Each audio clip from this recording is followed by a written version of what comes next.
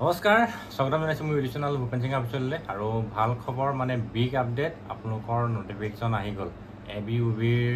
APRO driver কনষ্টেবলৰ বাদে যিখিনিৰ CM ছাৰে কৈছিলে SI লেভেলৰ যিখিনি পোষ্টৰ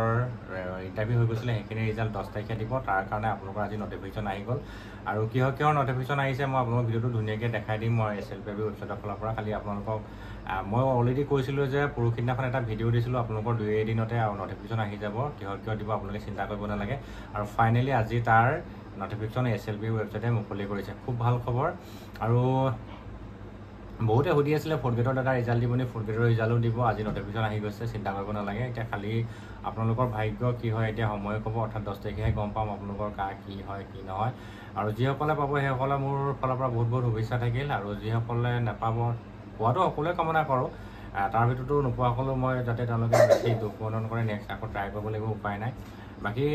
ভিডিঅ'টো খুব শ্বেয়াৰ কৰি দিব সকলোৱে যাতে কথাখিনি গম পায় আৰু আহকচোন মই এতিয়া দেখাই দিওঁ আপোনালোকক কিয় পোষ্টৰ নটিফিকেশ্যন আহিছে মই দেখাব বিচাৰিছোঁ এইটো হ'ল আসাম পুলিচ ৱেবছাইট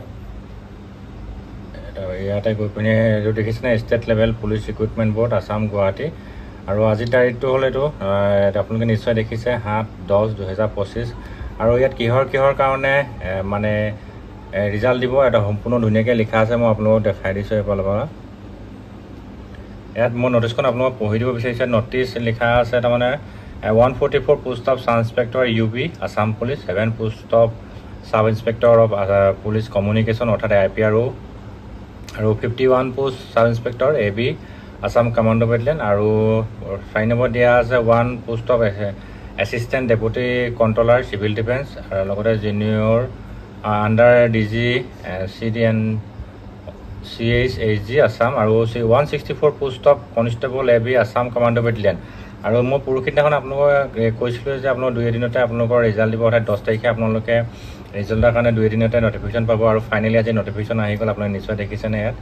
ধুনীয়াকৈ লিখা আছে তাৰপিছতে আকৌ যিখিনি ফৰ্থ গ্ৰেডৰ মানে এডভাৰটাইজমেণ্ট পাতিছিলে তাত ফৰ্থ গ্ৰেডৰ যিখিনি মানে ইণ্টাৰভিউ পাতিছিলে গোটেই ইণ্টাৰভিউখিনিও ৰিজাল্ট দিব আপোনালোকৰ ধুনীয়াকৈ লিখা আছে আপোনালোকৰ কুক লিখা আছে 26টা বাৰবাৰ 12টা ৱাটাৰ কেৰিয়াৰ 3টা ধুবি 11টা কাবলাৰ 2টা আসাম পুলিচ কুক 7টা আকৌ ৱাটাৰ কেৰিয়াৰ 24টা মানে যিমানখিনি ফৰ্থ গ্ৰেডৰ ইণ্টাৰভিউ পাতিছিলে গোটেইখিনিও ৰিজাল্ট দিব লগতে যি SI লেভেলৰ যিখিনি পোষ্ট আছিলে কমাণ্ডোৰ বা UB হওক APRO হওক আৰু ফায়াৰ ছাৰ্ভিচে হওক গোটেইখিনিও দিব আৰু কমাণ্ডোৰ যি 164 পোষ্টাৰ সেইটোৰো আপোনালোকৰ ৰিজাল্ট দিব ফাইনেলি ভাল খবৰ আহি গ'ল অলৰেডি মই পৰহিদিনাখনে কৈছিলোঁ যে 2 দিনতে আপোনালোকৰ ৰিজাল্ট আহিব আৰু আজি আহি গ'ল নিশ্চয় দেখিছে চ' আশা কৰোঁ আপোনালোকৰ যাৰ কপাল ফুলিব সকলোৰে কপাল ফুলক তাৰে কামনা কৰিছোঁ এইটো কথা নহয় যে চবৰে ভাল হ'ব বা তেনেকুৱা কথা নহয় যিসকলৰ ভাল হ'ব তেওঁলোকলৈ বহুত শুভেচ্ছা থাকিল আৰু 10 তাৰিখলৈ ৱেইট কৰিব লাগিব আমি কাইলৈ আপোনালোকৰ 10 তাৰিখে ৰিজাল্ট দিব 10 তাৰিখৰ কাৰ ভাগ্য কি হয় চ' ভিডিঅ'টো শ্বেয়াৰ কৰি দিব সকলোৱে যাতে গম পায় ধন্যবাদ